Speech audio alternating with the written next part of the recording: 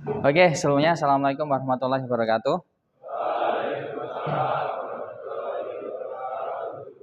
Ya, selamat pagi, salam sejahtera dan sehat untuk kita semuanya. Nah, pada kesempatan kali ini kita masuk di pertemuan keempat ya di materi gambar mesin 1 untuk prodi S1 Teknik Mesin. Kita akan memperdalam untuk materi gambar mesin 1 pada kesempatan kali ini. Kita melanjutkan ya materi terkait dengan proyeksi. Oke, kita pernah membahas di pertemuan sebelumnya terkait dengan macam-macam proyeksi ya di pertemuan ketiga ya. Kita sudah mengulas bahwa di sana itu ada macam-macam proyeksi yang dibagi menjadi dua garis besar, yaitu proyeksi piktorial ataupun gambar pandangan tunggal, dan juga yang kedua proyeksi ortogonal, yaitu gambar pandangan majemuk. Kalian sudah pernah ya membuat tugas untuk kemudian mengerjakan dengan gambar pandangan tunggal. Jadi pada saat kita memberikan tugas kamu ya, di sana ada beberapa pandangan, kemudian kamu gambar dengan sudut 30 derajat ya kan? Sudah kan ya? Itu merupakan salah satu konsep untuk kemudian menggambar dengan proyeksi piktorial dan masuk di aksonometri, masuknya di teori konsep isometri. Ya, kita juga sudah membahas juga terkait dengan macam-macam ya untuk proyeksi piktorial. Di sana ada aksonometri, ada proyeksi miring, proyeksi perspektif ya. Kalau aksonometri di sana itu kemarin kita sudah bahas juga ya. Isometri itu kalau sudutnya berapa? Ya, 30 derajat. Ada iso berarti kan sama, sudutnya 30 derajat. Kemudian ada dimetri ya. Di sana itu ada dua sudut ya yang sudah diatur ya. Ada yang sudutnya itu 40 derajat, ada yang kemudian 60 derajat dan 30 derajat. Kemudian ada juga aksonometri yang masuk di trimetri. Nah, di sana itu ada tabelnya ya. Untuk proyeksi miring itu pada saat kita melihat ya. Tadi kalau proyeksi piktorial itu pada saat kita melihat satu pandangan saja. Ya, satu pandangan saja, enggak ada pandangan depan, pandangan samping, pandangan atas. Atau kata lain, pandangan 3 dimensi ya, 3D modelingnya itu semuanya masuk di piktorial. Yang miring itu pada saat depannya itu lurus. Ya. Jadi tidak ada kemiringan ya. Di sini ada sih. Kalau perspektif itu ditinjau dari titik perspektifnya ada berapa? 1 perspektif atau 2 perspektif atau 3 perspektif. Ini biasanya kamu pernah juga praktekkan di SMP gitu ya. Nah, pada kesempatan kali ini kita akan kemudian membahas lebih dalam terkait dengan proyeksi pandangan majemuk ya atau ortogonal ya. Pandangan majemuk ini yang kemudian nanti kalau di dunia mesin akan kemudian kita jadikan sebagai komunikasi dengan operator. Kita tidak menggunakan pandangan 3 dimensi untuk komunikasi dengan operator. Ya, tidak menggunakan isometri, dimetri, trimetri, miring ataupun perspektif ya. Tapi nanti pada saat kita itu komunikasi di misalkan dunia mesin, entah itu dengan operator, entah itu dengan QC, kita itu menggunakan bahasanya itu dengan proyeksi pandangan majemuk atau ortogonal. Di mana kita harus mampu menampilkan pandangannya dalam pandangan depan, pandangan samping, ya, dan juga pandangan atas. Ini yang akan kemudian kita perdalam dengan lebih detail dan nanti akan kita latih. Ya. Nah, pada gambar pandangan majemuk ya, kenapa dikatakan pandangan majemuk? Karena kan ada beberapa pandangan ya tadi ya, ada pandangan depan, ada pandangan samping, pandangan atas, atau disebut dengan proyeksi ortogonal. Ya. Proyeksi ortogonal itu dibagi secara garis besar itu ke dalam 2 ya tipe ya ataupun 2 jenis, yaitu proyeksi sudut pertama ya, yaitu proyeksi Eropa, dan juga proyeksi sudut ketiga, yaitu proyeksi Amerika. Ini yang akan kemudian kita perdalam, ya. Kalau kita menggunakan sudut pertama itu menggunakan proyeksi Eropa, kalau ketiga itu Amerika. Nah, kita bisa melihatnya seperti ini kalau proyeksi sudut pertama ataupun proyeksi Eropa. Nah, pertama yang akan kemudian kita jadikan pertimbangan untuk menentukan di mana ini merupakan gambar dengan proyeksi Eropa adalah kita melihatnya itu dari belakang. Ya, kita melihatnya dari belakang. Ya. Nanti kalau kita itu melihat di proyeksi Amerika, kita melihatnya itu dari depan. Ya, oke, itu pertama. Kemudian pandangan depan, pandangan samping kiri, dan pandangan atas adalah 3 arah pandangan pokok. Kalau kita melihat ini ya, posisi penempatan gambarnya seperti ini pandangan depan, ya. Ini pandangan kiri. Tadi kan dilihat dari belakang kan ya. Pandangan kiri itu berarti dari sini, Mas. Ya, dari sini, ya. Kemudian pandangan atas, ya. Tadi dilihat dari belakang kan ya, berarti dilihat dari sini sih. Pandangan atasnya diletakkan di bawah. Ya. Ini merupakan proyeksi Eropa. Udah, kita langsung pada saat lihat gambar ya.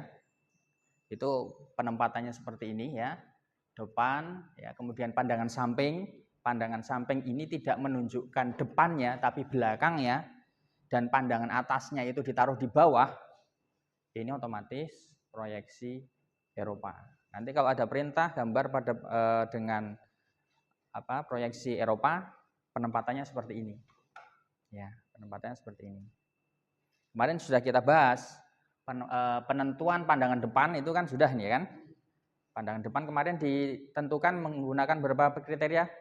Satu, yang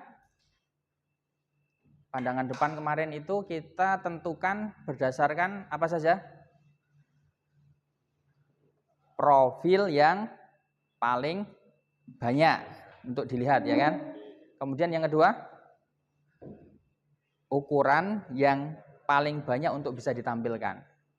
Oke ya, ingat ya. Jadi untuk menentukan pandangan depan harus tepat, jangan salah. Nanti kita akan kebingungan untuk menentukan pandangan atas dan sampingnya. Nah, setelah kita menentukan pandangan depan ya, kalau kemudian kita memproyeksikan dengan proyeksi Eropa, ya udah kita lihat dari belakangnya ya. Yang ada di samping ini, yang ada ini merupakan dari kiri ini pandangannya ya. Kemudian pandangan atasnya ini dilihatnya dari sebelahnya. Kita bandingkan dengan Eropa, Amerika ya. Sekarang Amerika. Ini Amerika. Penempatannya langsung kita bisa identifikasi. Proyeksi ini proyeksi Amerika. Ya. Kenapa? Pertama dilihat dari depan, ya. Dilihat dari depan nih. Ini pandangan depan, ya. Ini pandangan langsung kanan yang ada di sini, bukan pandangan belakangnya, tapi depannya, ya.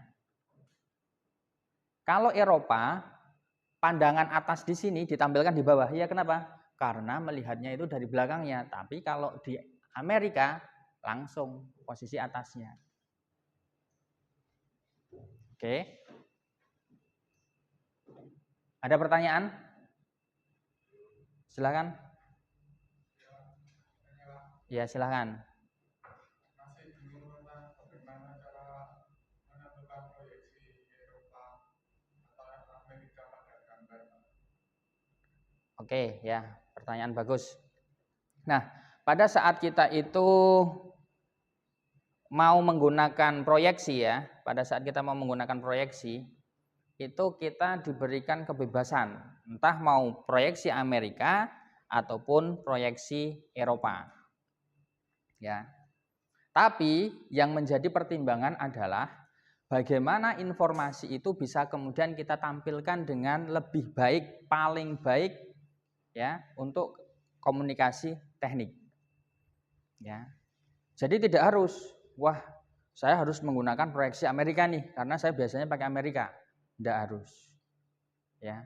Ataupun saya biasanya Eropa, harus Eropa, tidak harus. ya.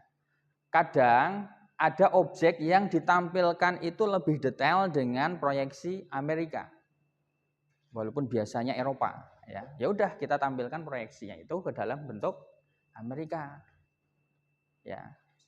Seperti pandangan depan. Jadi pada saat kita mampu menampilkan bentuk yang paling kompleks di pandangan depan, ukuran yang paling banyak di pandangan depan, tidak banyak garis maya ataupun garis yang terhalang di pandangan depan, itu yang kita pilih. Ya. Sama juga pada saat kita menentukan proyeksi, ya. Pada saat kemudian kita dengan salah satu proyeksi itu mampu menampilkan datanya itu lebih lengkap, lebih detail, ya, lebih rapi, itu yang kita pakai proyeksinya. Tidak usah terpacu harus Amerika ataupun Eropa. Tapi nanti kita harus bisa menentukan nih, kita kan belajar drafter nih ya, mana yang kemudian harus kita pilih nih, proyeksinya Amerika ataupun Eropa. Ada lagi yang ditanyakan? Nah, sekarang simbolnya. Ini untuk simbol proyeksi. Ya. Simbol proyeksi ini adalah cara kita memahami secara fundamental proyeksi itu. Ya. Pernah kita itu sampaikan ya dengan contoh ini. Kalau kita itu proyeksi Amerika, simbolnya seperti ini. Anggap ini sebuah pensil dilihat dari depan, ya kan? Kalau pandangan sampingnya berarti tinggal diputar. Di sana ada sumbunya, ya kan? Ada sumbu. Kenapa? Proyeksi Amerika itu dilihat dari depannya. Ya. Tapi kalau proyeksi Eropa, ya, misalkan ini pandangan depannya, pandangan samping itu dilihat ataupun seolah kita itu melihatnya itu dari belakangnya. Ya. Gambarnya bentuknya sama, ya enggak? Ini sama ya kan? Penempatannya beda. Misalkan kita itu menggunakan objek lain. Ini pandangan depan misalkan. Ya. Pandangan sampingnya, lihat arahnya ini ya. Kalau ini berarti proyeksi apa? Ya. Ini pandangan depan gini. Amerika atau Eropa? Eropa. Eropa. Ya. Kenapa tinjaunya itu kan dari belakang nih kan? Ya. Tapi kalau kemudian kita misalkan ini pandangan depan, pandangan sampingnya itu berhadapan-hadapan, ditinjau dari depannya, ya toh, gini, ini baru Amerika, ya. Kemudian kita lihat atas, ya. Kalau pandangan atasnya itu gini, ya, dilihat dari depannya, seperti ini, berarti, ya, Amerika karena saya posisikan di atas, ya. Tapi kalau kemudian penempatannya itu adalah ya dilihatnya itu dari belakang, ya kan? Tapi posisinya di bawah, itu berarti Eropa. Itu cukup jelas? Oke. Nah, dari pemahaman proyeksi ini nanti kita akan aplikasikan ya, baik di gambar mesin 1, kemudian nanti di gambar mesin 2 pada saat kita belajar AutoCAD, SolidWorks, ini akan kita pakai ya. Sehingga benar-benar harus paham bagaimana kemudian kita menentukannya, dan setelah ini kita akan berlatih untuk kemudian menggunakan proyeksi itu dalam praktek gambar yang akan kita berikan. Oke, itu untuk materi kita pada kesempatan kali ini. Senantiasa kita akan latihan itu ya, untuk kemudian memperkuat kompetensi kita, karena drafter gambar teknik itu adalah ciri khas mahasiswa kita untuk di teknik mesin, apakah dia benar-benar menguasai keteknikan atau tidak. Terima kasih. Assalamualaikum warahmatullahi wabarakatuh. Waalaikumsalam.